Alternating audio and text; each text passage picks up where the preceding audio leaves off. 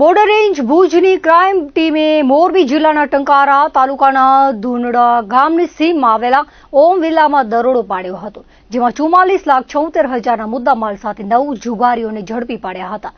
સરહદી રેન્જ ભુજના પોલીસ મહાનિરીક્ષક ચિરાગ કોરડિયાના માર્ગદર્શન હેઠળ આગામી શ્રાવણ માસ દરમિયાન જુગારની પ્રવૃત્તિઓ પર અંકુશ લાવવાના અભિયાન અંતર્ગત પીઆઈના માર્ગદર્શન હેઠળ ક્રાઇમ ટીમ મોરબી વિસ્તારમાં પેટ્રોલિંગમાં હતી.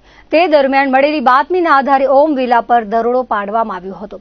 દરમિયાન સ્થાનિકના હાર્દિક માકાસણા, જયેશ પણસુંબિયા, ઉત્તમભાઈ ધુમલિયા, નરોત્તમ ફેફર, અરવિંદ ભીમાણી, રાજેશ ભીમાણી, ચેતન ચીકાણી, જિગ્નેશ કાચરોલા અને દેવશંકર સિતાણી સહિત કુલ 9 આરોપીને જુગાર રમતા ઝડપી લેવામાં આવ્યા હતા. પોલીસે સ્થળ પરથી 24,30,000ની રોકડ, 9 મોબાઈલ અને 2 ફોર વ્હીલર વાહનો સહિત કુલ 44,76,800નો મુદ્દામાલ કબજે કર્યો હતો.